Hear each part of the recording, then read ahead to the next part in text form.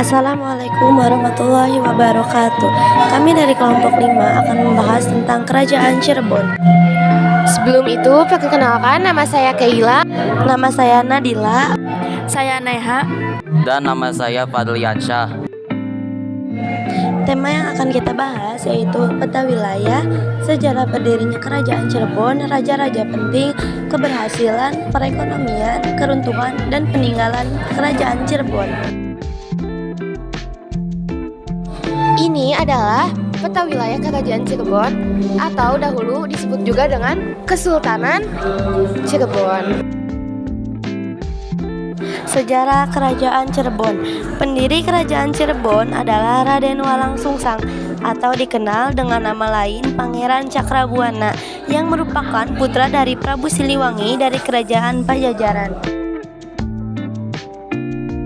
Dahulu, Cirebon diketahui hanya sebuah dukuh kecil yang dibangun oleh Ki Gede Tapa.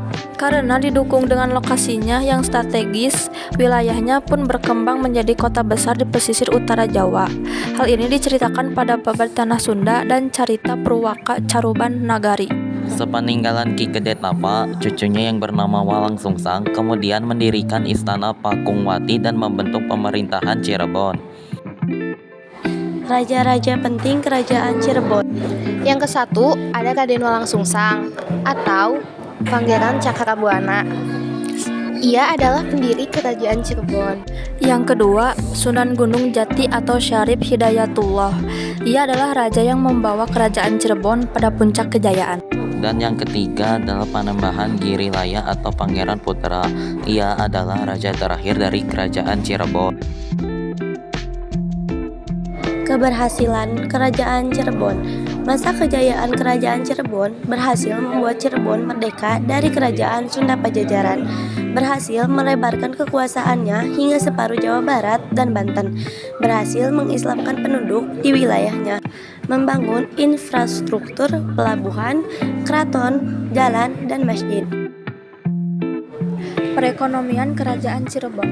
Cirebon mengandalkan perekonomiannya pada perdagangan jarum laut, di mana terletak bandar-bandar dagang yang berfungsi sebagai tempat singgah pada perdagangan dari luar Cirebon yang juga memiliki fungsi sebagai tempat jual beli barang dagangan.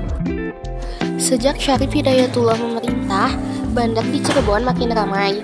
Selain itu, perekonomiannya juga ditunjang oleh kegiatan masyarakatnya yang menjadi nelayan di mana-mana, kaya akan udangnya. Keruntuhan Kerajaan Cirebon.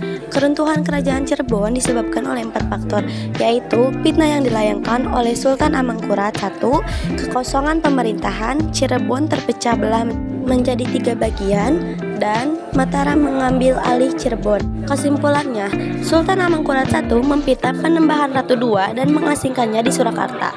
Hingga pada masa pengasingan, Panembahan Ratu II meninggal dunia dan Cirebon mengalami kekosongan pemerintahan. Kemudian, Mataram mengambil alih Cirebon. Mengetahui hal tersebut, Sultan Agung Tirtayasa, Raja Banten, marah dan turun tangan melawan Mataram. Kemudian, ia pun turut diasingkan. Setelah itu, Kesultanan Cirebon terpecah menjadi 3 bagian: Kesultanan Kasepuhan, Kanoman, dan Kacirebonan. Peninggalan Kerajaan Cirebon. Yang 1 Keraton Kasepuhan, 2 Makam Sunan Gunung Jati, 3 Keraton Kacirebonan, 4 Masjid Agung Cirebon, dan terakhir Keraton Kanoman. Sekian, terima kasih. Mohon maaf apabila ada kesalahan. Wassalamualaikum warahmatullahi wabarakatuh.